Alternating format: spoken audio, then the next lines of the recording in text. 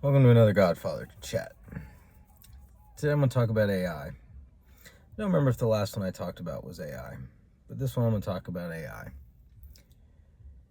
Been reading a lot of books, doing a lot of training, listening to a lot of podcasts on AI.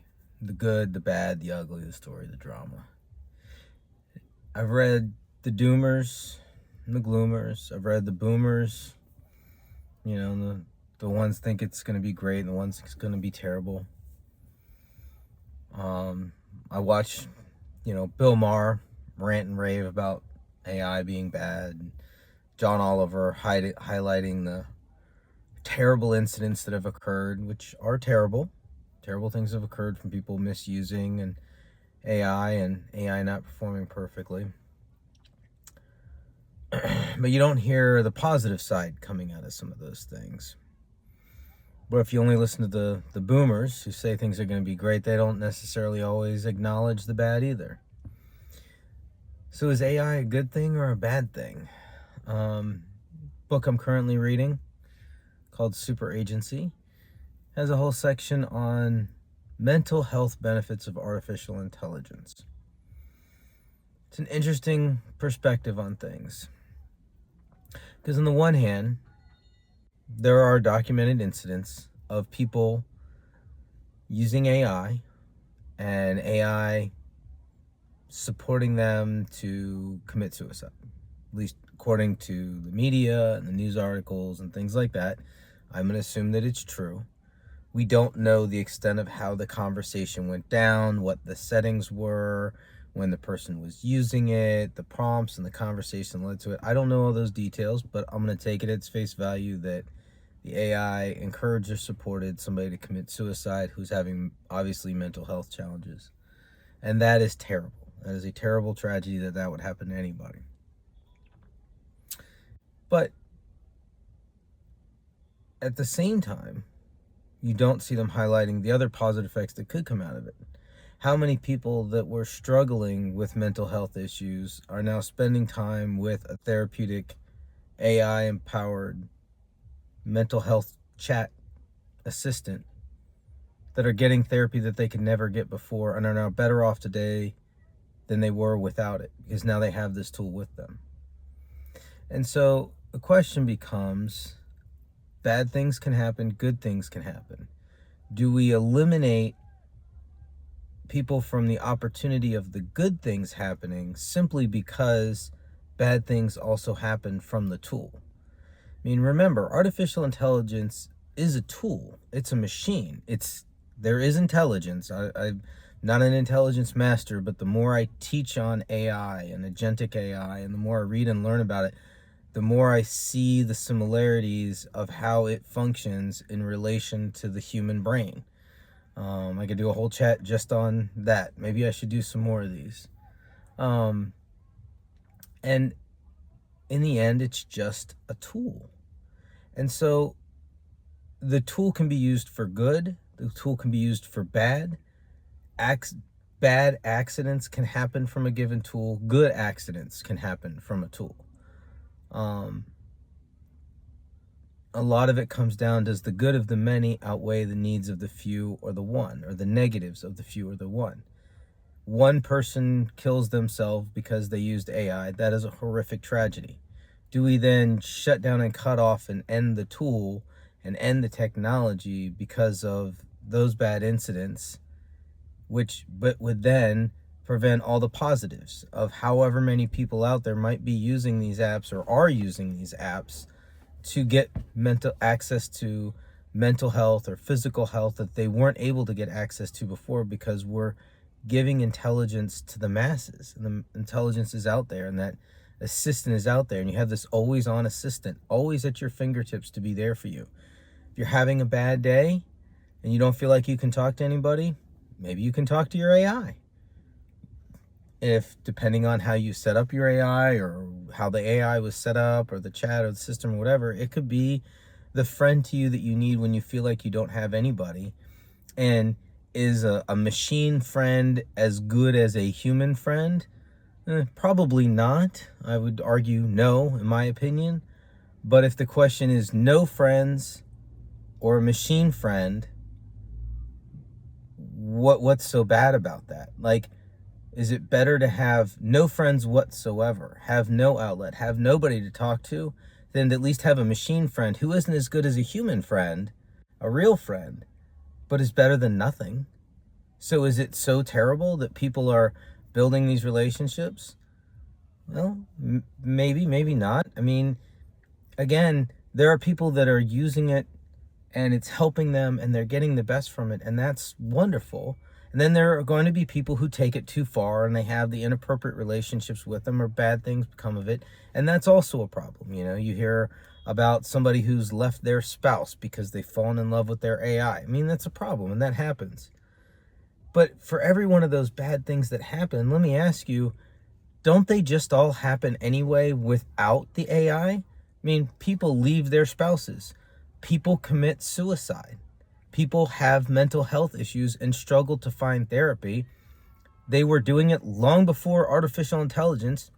They were doing it before there were even computers to be able to create artificial intelligence. So, do we blame the artificial intelligence just because it's another tool? It's in the news. It's the thing that we're going for. And yes, it played a role, but it was happening anyway. So we should always strive to improve. I believe in the iterative approach. There's nothing more agile and iterative than AI development, and it can always be improved.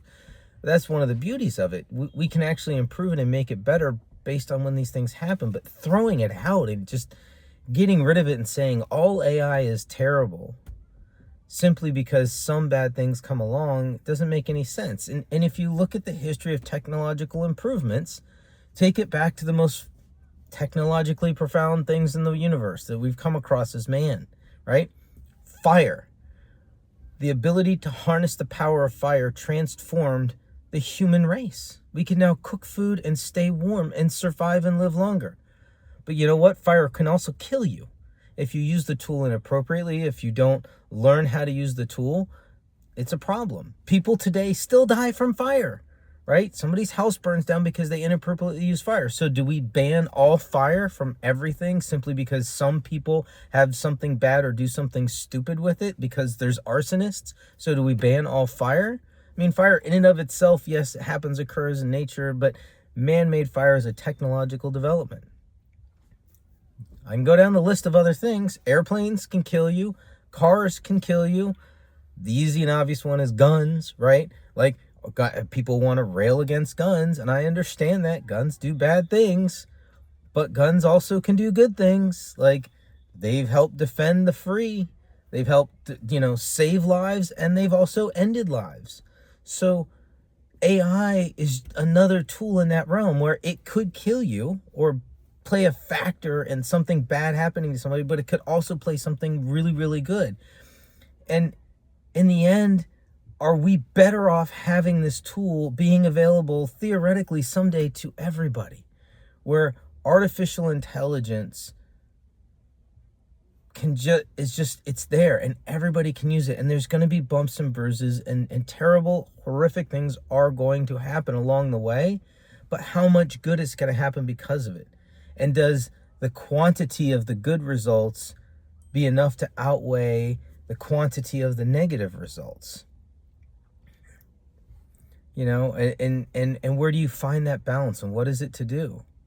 And so I put this out to you, if you're watching this, to ask yourself before you rant and rave about how great or terrible AI is, are you thinking about all the different sides of it?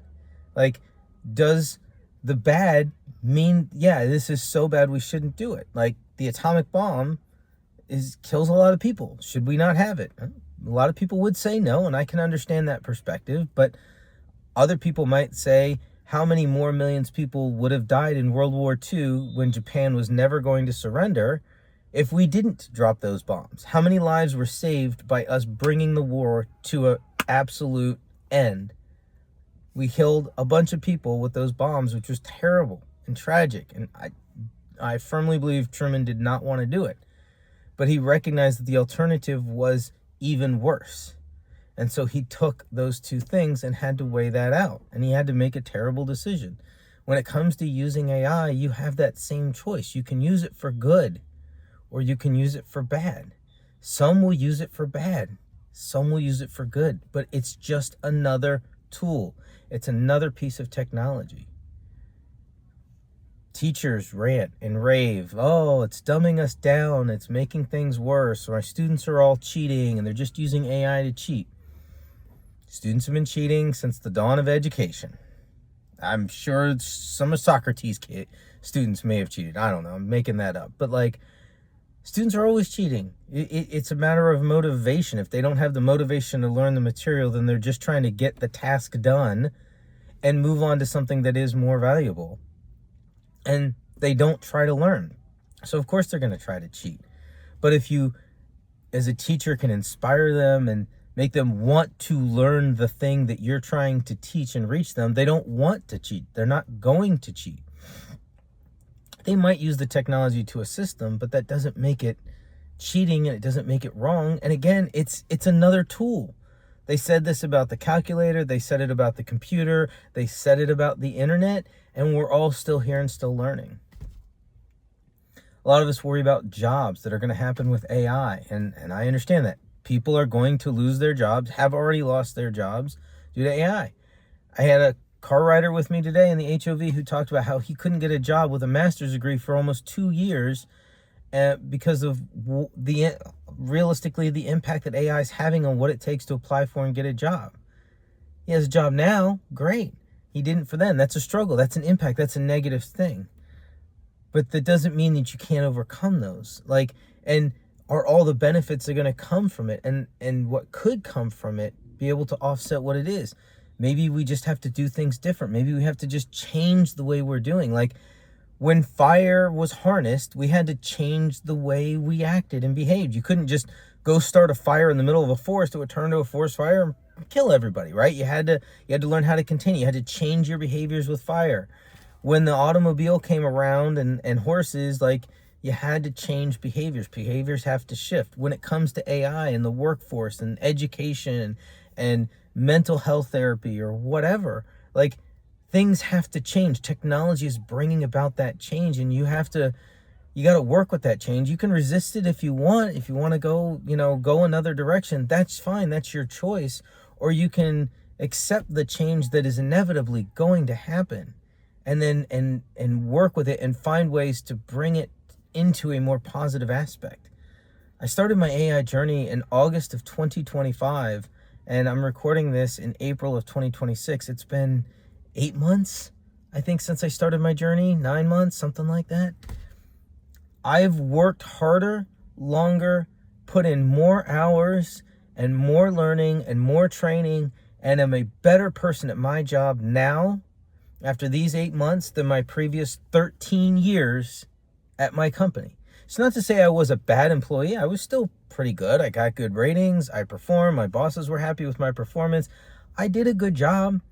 But was I busting my butt and giving 100% all the time? No. I figured out how to succeed at my job with relatively minimal effort. And I was fine. And I was balancing it out with a lot of other things. Since AI came along, like, part of it was a fear of losing my job to AI. You heard the early people talk about middle management's going to be the first to get pinched. And as I learned and understood what AI really could do, I began to realize that middle management may be the only ones to survive, right? Because we're the thinkers, we're the ideators, we're the visionaries. We're not just task repeating people on an automation line that can just be replaced by a machine. We have a flair and a creativity. Now, someday maybe that could get replaced. I'll probably be out of the workforce by then. But who knows? There's an ineffable quality, I believe, to humanity that I don't know that AI can ever reach. Maybe it can. I don't know. If it does, then we as humanity are going to have to step it up a notch and go to the next thing. I saw this on the horizon as if I didn't get on board with AI, I was going to get left behind and pay behind it. And so I choose to jump in and run with it and go so that I'm not the one left behind. I've evolved and grown and changed more in the last 8 months in my career than I had in the previous 13 years. I've done more. I've accelerated more. I learn more. I do more. I teach more. I integrate more. I innovate more. I'm constantly thinking of the next big idea and what to do with and where to go. I wasn't doing any of that in my previous 13 years. I was doing what I needed to do to get by, and it was fine, and everything was cool, and I found other ways to do things. But man, like, once I saw the impact that AI is going to have on me, my life, my family, my career, I had to change. I had to evolve. I had to grow.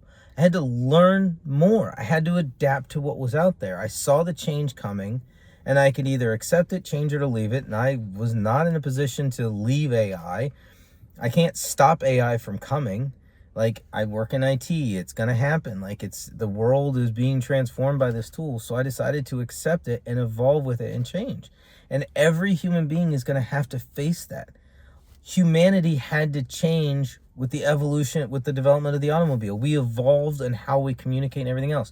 We have changed since the evolution of the smartphone and the phone itself, to be able to talk to somebody on the other side of the country through a piece of wire.